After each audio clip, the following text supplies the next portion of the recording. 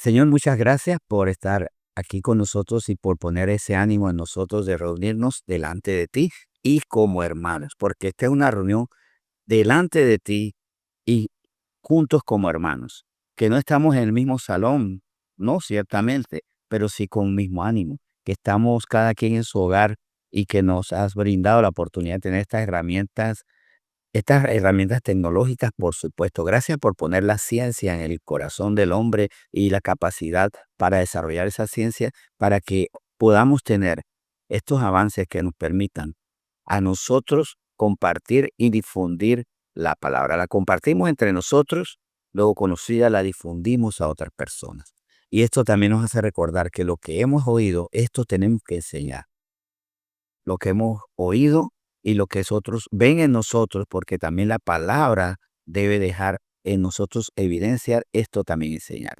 De hecho, esto me lleva a meditar mucho este proceso, oír, pero que sea visible la palabra y luego enseñar, para que lo que hemos oído y lo que se nota en nuestras vidas, comprometiéndonos a que se note tu palabra en nuestro carácter, en nuestra forma nueva, santa, pura, sabia, justa de ser, también tenemos que decirlo para que el crédito te lo lleves tú. Un cristiano que ha sido sanado, fortalecido por ti, Señor, pero que calla, está exponiendo, Señor, a que te quiten el crédito a ti. Y tal vez muchos dirán, mira, esa persona es buena, es por sí misma. Y eso no es justo, porque lo justo es que si hay una buena obra hecha por ti, que la gente diga, es por el Señor. Porque no solamente es justo contigo, sino que es misericordioso al decirle a las personas que tú eres quien hace la obra. Es misericordioso hacia esas personas, porque así esas personas podrán contar con la esperanza de lo que tú haces con tu palabra y con tu espíritu. Por eso hoy, Señor, tenemos que comprometernos a oír tu palabra, a que se note esa palabra en nosotros y después decir esto que han oído, esto que han visto en mí, esto hacer bajo el poder de Cristo y con la guía de su palabra, para que entonces no solamente tú seas justamente exaltado, sino también ellos puedan recibir las palabras de vida eterna para ser insertos en la eternidad. Señor, gracias por este tiempo y lo que nos vas a enseñar. En nombre de Cristo Jesús. Amén. Muy bien. Oye, esto que surgió en oración es digno de una meditación, de meditar, de ponerlo en práctica. Hoy vamos a meditar conforme a una palabra que es necesaria para a veces aclararnos y cuidado no dejar que nos ensucien el corazón. Yo sé que muchas veces tocamos palabras que tienen que ver mucho con lo íntimo, con lo nuestro, y aquí este tema puede parecer como un carácter más social, más conceptual, más, no creo que político necesariamente, pero puede tener ese carácter, pero que es necesario porque por ahí puede ser que nos estemos dejando contaminar. Y es en cuanto a las riquezas. A veces tenemos un pensamiento correcto sobre los ricos o a veces no. Y para tener un correcto pensamiento acerca de los ricos, los pobres, los extranjeros, los nacionales, los mayores, los menores, los niños, los ancianos, siempre para tener un pensamiento correcto acerca de cada una de estas condiciones de estatus, de roles, lo mejor es qué pensaba Jesús acerca de ellos. Estando aquí en la tierra, en su forma humana, qué pensaba y decía de ellos y cómo se dirigía a ellos. Ya sabemos cómo se dirigía a los niños, cómo los miraba, cómo miraba a los enfermos, a los pobres, cómo miraba a los ricos. Y aquí la pregunta, ¿Jesús aborrecía a los ricos? Miren, y esto es interesante porque el evangelio, perdón, la teología de la liberación de la que he tenido referencia, en su momento dado impulsaba la lucha entre ricos y pobres. Casi como que considerando no podemos ser el mismo bando cuando es lo que el Señor así enseñó. Claro que ciertamente vamos a ver en primero que todo en Mateo 19, del 21 al 22, que en la condición del rico, que tiene ventaja en la tierra, hay peligros en la eternidad. Por supuesto que sí. Y vamos a verlo en el caso del joven rico, en los versículos 21 y 22 de Mateo 19. Mateo 19, 21, 22 nos dice así. Jesús le dijo, si quieres ser perfecto, anda, vende lo que tienes y dalo a los pobres, y tendrás tesoro en el cielo. Y ven y sígueme. Oyendo el joven esta palabra se fue triste porque tenía muchas posesiones. Aquí vemos que parece aparentemente ser rico y no darle los tesoros a los pobres es malo. Ese es el mensaje que el Señor nos quiere transmitir aquí y que de hecho perdón, se ha hecho, hasta se ha utilizado para establecer una falsa doctrina acerca de las riquezas. Tanto jóvenes y ricos estamos en peligro. Porque recuerden que Agur, ¿cuál era el temor de Agur en Proverbios 30? No quiero que me falte, porque si estoy en pobreza, eh, puedo blasfemar tu nombre. Si soy rico, me olvido de ti. O sea, la riqueza y la pobreza tienen peligro. Ahora, en cuanto a la riqueza, vemos que ese era el propósito y Jesús aborrecía. Es más, vamos a responder la primera pregunta. ¿Jesús aborrecía a los ricos? Pues en la lectura paralela de este pasaje del joven rico en Marcos 10, porque Marcos también trata este tema, en Marcos 10, 21, vemos el contexto con un término muy importante que Marcos destaca también. Entonces Jesús, mirándole, le amó y le dijo: una cosa te falta, anda, vende todo lo que tienes y dalo a los pobres y tendrás tesoros en el cielo. Y ven, sígueme tomando tu cruz. Entonces, en ese sentido vemos que el Señor le amaba. Entonces Jesús, mirándole, le amó. No le aborrecía. Más bien le mostró que una cosa le hacía falta. ¿Y qué era esa cosa? Que le impedía ser perfecto. Porque recuerden que Jesús le dijo en Mateo 19, lo que vamos a leer: si quieres ser perfecto. Hay algo que el Señor nos da y es la perfección, y es la madurez, porque perfecto en el griego antiguo, aquí el término que se usa en perfecto es teleios. Teleios, que significa completo, maduro. O sea, él todavía no era maduro, él todavía no estaba completo en su criterio, todavía dependía de cosas, porque el inmaduro es alguien que depende, que no se sostiene en su carácter solo, que todavía, si le quitan algo, perdió todo. Y tan inmaduro es aquel que depende de su dinero como aquellas personas que merecen, que dependen de su belleza, de su aspecto. Hay personas que si no se peinaron correctamente, si el maquillaje no le quedó bien, si las zapatillas la ven un poco desgastadas, se desmorona. Hay personas que si sienten que no tienen el mejor conocimiento, o es más, si están entre personas con más conocimiento, se sienten derrumbadas, no son maduras. Así que aquí vemos que hay otra situación. No es que la riqueza estuviera mal, es que, y esto lo vamos a ver en los versículos 23 y 24 de Mateo 19, algo muy interesante. Mateo 19, del 23 al 24. Entonces Jesús dijo a sus discípulos: de cierto os digo, que difícilmente entrará un rico en el reino de los cielos. Otra vez os digo que es más fácil pasar un camello por el ojo de una aguja que entrar un rico en el reino de los cielos. Qué difícil será para los ricos. Qué difícil será, porque en este sentido, y vamos a 1 Timoteo 6, este enlace con mi 1 Timoteo capítulo 6 es fundamental para entender mejor esto. Vamos a ver que si la seguridad de ellos está y su corazón está en el amor al dinero y su confianza, su nombre, lo que son, depende de eso, ¿cómo el Señor va a reinar en ellos?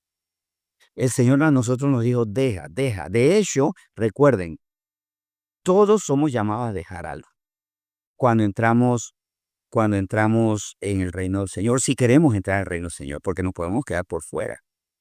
Podemos estar asomados como cristianos, diciendo, asomándonos por la ventanita para ver cómo es el reino de los cielos, por la ventanita de sus muros, pero no estamos allí si no renunciamos. Pero en primera de Mateo, primera de Mateo, en primera de Timoteo, rima, pero no por eso justifica, en primera de Timoteo,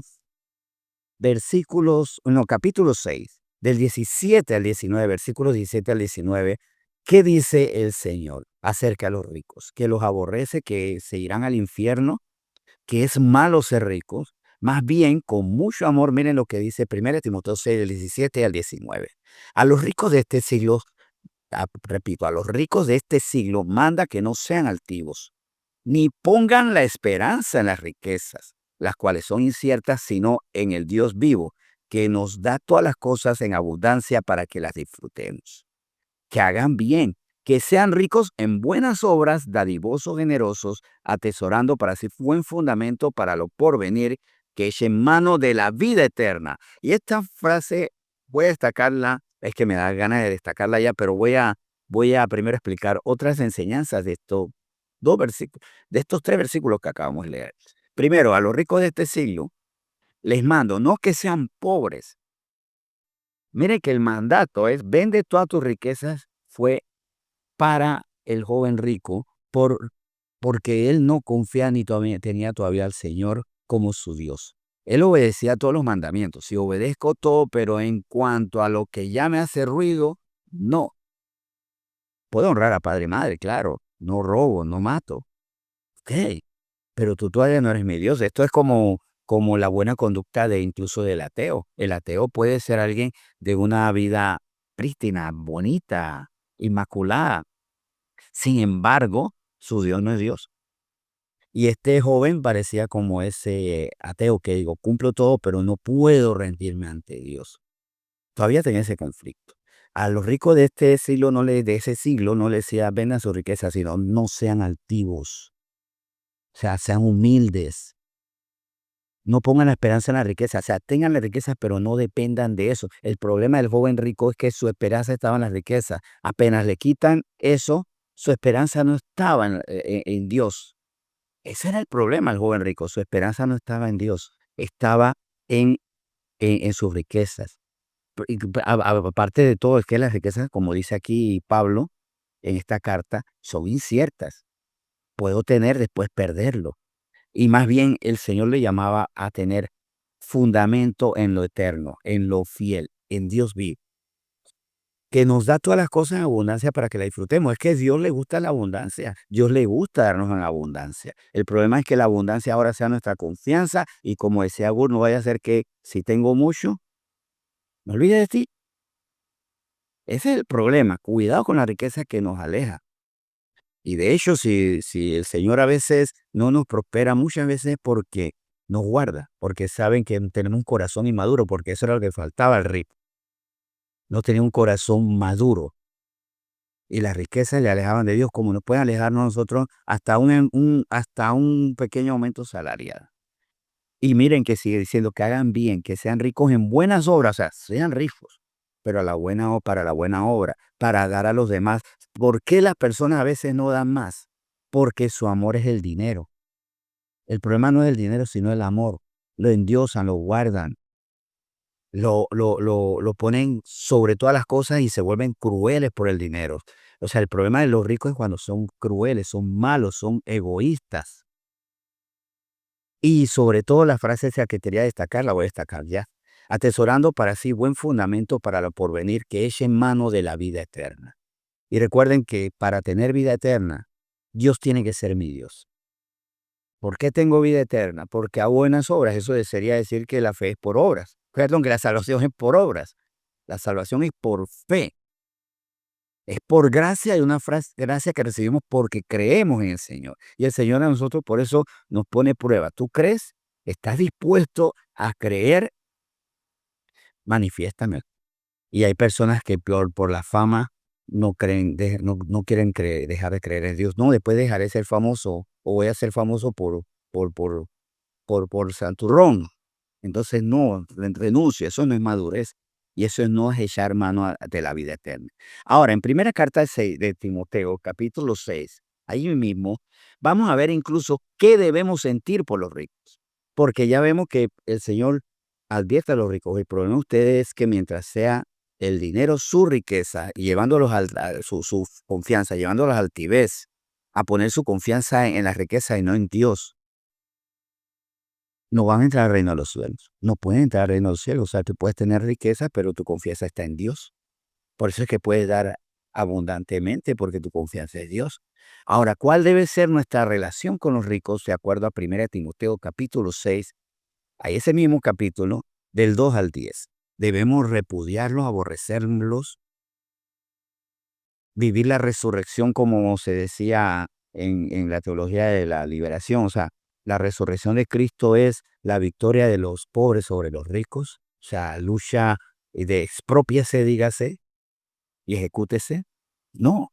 Dice 1 Corintios 6 del 2 en adelante. Y los que tienen amos creyentes, no los tengan en menos por ser hermanos, sino sírvanles mejor por cuanto son creyentes y amados los que se benefician de su buen servicio. Esto enseña y exhorta. Bueno, no todos los amos necesariamente tenían que ser millonarios, pero muchos sí lo eran. Si tienes amos, y aquí hablaba incluso a esclavos, si alguno enseña otra cosa y no se conforma a las sanas palabras de nuestro Señor Jesucristo y a la doctrina que es conforme a la piedad, está envanecido, nada sabe y delira acerca de cuestiones y contiendas de palabras, de las cuales nacen envidias, pleitos, blasfemias, malas sospechas, disputas necias de hombres corruptos de entendimiento y privados de la verdad, que toman la piedad como fuente de ganancia. Apártate de los tales. Pero gran ganancia es la piedad acompañada de contentamiento. Esta es una palabra que nos exhorta y más bien nos ordena también, no solo a nosotros los que servimos a amos, esto también los amos lo tienen que ver, tienen que ser piadosos, pero nosotros, ¿qué debemos hacer ante los ricos? Ser, ser duros, desearles el mal. No, es más, si trabajas para ello, hazlo de buen ánimo, sírvele mejor.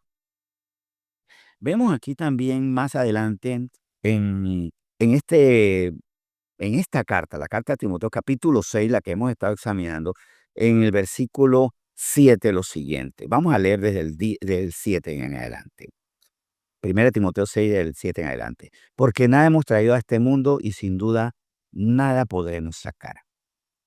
Así que teniendo sustento y abrigo, estemos contentos con esto. Pero los que quieren enriquecerse caen en tentación y lazo, y en muchas codicias necias y dañosas que hunden a los hombres en destrucción y perdición.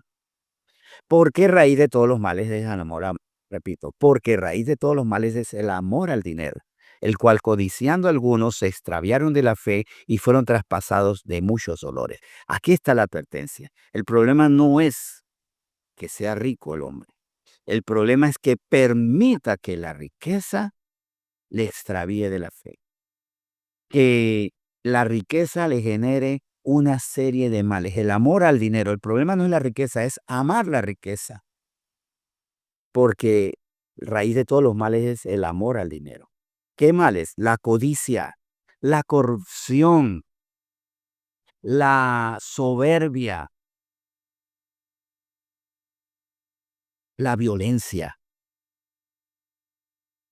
Incluso hay vicios que se fortalecen, vicios y malas costumbres por causa de la abundancia de dinero. El consumismo, ni hablar a veces de hasta la glutonería y demás cosas por el exceso, porque hay abundancia. Entonces, el Señor con mucho amor, primero dicen cuidado, a los ricos tengan cuidado, porque en ese amor al dinero ustedes se pueden perder, se extravían de la fe y son trasladados y fueron traspasados muchos dolores a causa de esto, porque el dinero, o más bien las codicias necias, el problema no es el dinero, sino las codicias necias y dañosas unen a los hombres en destrucción y perdición. Por eso, incluso si usted tiene acceso a personas que tienen dinero, adviértales. El Señor te ama tanto que mira lo que tienes que hacer. O sea, nosotros tenemos como dice al principio, estaba leyendo, que sírvanle mejor y entender que son creyentes. Si por cuanto son creyentes, es más, el Señor admite que sean creyentes los ricos, como los pobres. ¿Para qué? Para que se cuiden unos a otros. Los ricos para empezar a ser justos con pobres, porque ricos injustos con los pobres, por supuesto, que llegan a delinquir, no pagando planillas, pagando las fichas del seguro, por supuesto, explotando, engañando, utilizando el poder incluso hasta para para extorsionar, para manipular. Por ejemplo, el jefe que presiona a la dama para tener una relación ilícita, por ejemplo. Esas son cosas que nosotros tenemos que advertirles a ellos. No lo hagas.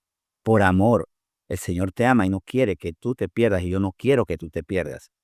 Y esto es importante, vuelvo y repito, porque hay ideas que se colocan equivocadamente. De hecho, este tema me hace recordar que hace poco tuve que tratarlo con unas personas en redes, porque a veces uno interviene en las redes sociales, hay que saber intervenir en las redes sociales para defender la verdad, donde se quería decir que de hecho Cristo era el primer comunista. Y bueno, hubo una respuesta que me pareció muy simpática, decía, Cristo no es comunista porque Cristo multiplicaba los panes, no los pobres. Bueno, fue muy ingeniosa la respuesta, pero también porque él no tenía un problema. Él no, nuestro Señor Jesucristo no era el Cristo de expropiese, como Hugo Chávez. No, por supuesto que no. Él sí ponía dentro de todo es guarda tu corazón. Al joven rico le mostró que su tesoro era el dinero. Sin embargo, esto no negó jamás el mensaje de salvación. Y a personas como a José Arimatea, por ejemplo, le llegó el Evangelio porque era cercano a Cristo, porque escuchó la palabra de Cristo, porque tuvo acceso a esa palabra amorosa. Y incluso él sí no demostró tanto amor excesivo a sus posiciones. Su tumba de rico se la dio a Cristo. Aquí tenemos que entonces revisar cómo estamos en cuanto a otros principios. Sería muy interesante luego explorar qué piensa el Señor sobre los ancianos, sobre los extranjeros, sobre los ancianos. Yo creo que nosotros tenemos como más común acuerdo, pero en estos tiempos muchas veces menospreciamos, por ejemplo, a los extranjeros, otro grupo que sería interesante, aunque yo creo que hemos tocado este punto antes, pero siempre examinarlo, porque hay menosprecios, o a veces no menosprecios, desprecios, que tenemos rechazos hacia ciertas personas por sus posiciones sociales, geográficas, por sus roles, por sus condiciones económicas, que no van de acuerdo a la Biblia. Y cómo a veces se promueven ciertas doctrinas, pseudo doctrinas, que al final son mentiras, y sobre todo que nos dañan el corazón. Y yo lo que quiero es que nuestro corazón no se dañe. Tenemos que amar a ricos y a pobres, a extranjeros y nacionales, a ancianos, niños, jóvenes. A los jóvenes amarlos, soportarlos a veces nos cuesta porque piensan diferente, porque los jóvenes piensan que ya todos lo saben y están en formación. Y los jóvenes a los pobres también. Perdón, a los mayores también, que solamente dan para disgusto los mayores con sus regaños, sí, y aprender a amarlos. Pero aquí ya sabemos en cuanto a los ricos, qué piensa el Señor para volver al punto. Vamos ahora. Señor, muchas gracias por esta palabra. Tú amas a todos y nos amas mostrando nuestra necesidad. En el caso del joven rico, él no era maduro. Su confianza estaba en el dinero. Tanto que si esa riqueza que era incierta, que la podía perder, la perdía, su vida se iba detrás de ella. De hecho, Señor, esto también ha sido algo histórico. Personas que en momentos críticos se han suicidado porque su riqueza han estado en merma, porque las han perdido. Momentos históricos, la depresión de los años 30 que llevó a muchos del suicidio en Estados Unidos en el siglo XX. En la pandemia, personas que se suicidaron porque sus negocios estaban en merma, estaban quebrando, perdiéndose, no echando mano a la vida eterna. Gracias, Señor, porque aunque nuestra condición económica no sea ricos, sí tenemos una relación, un mundo donde los hay. Y puede ser que hemos sido contaminados por ideas falsas, que hasta fomentan envidias, rencores, contiendas y hasta palabras impropias de maldición, cuando a ellos hay que exhortarlos, enseñarles y hasta servirles mejor, más cuando son cristianos. Señor, gracias por esta palabra con la que hoy tú nos instruyes. Es un tema un poco diferente, pero muy necesario, porque todas estas situaciones están rondando y muchas veces las mentiras nos quieren a nosotros engatusar, engañar, enredar y contaminar. Señor, gracias por esta palabra. En nombre de Cristo Jesús. Amén.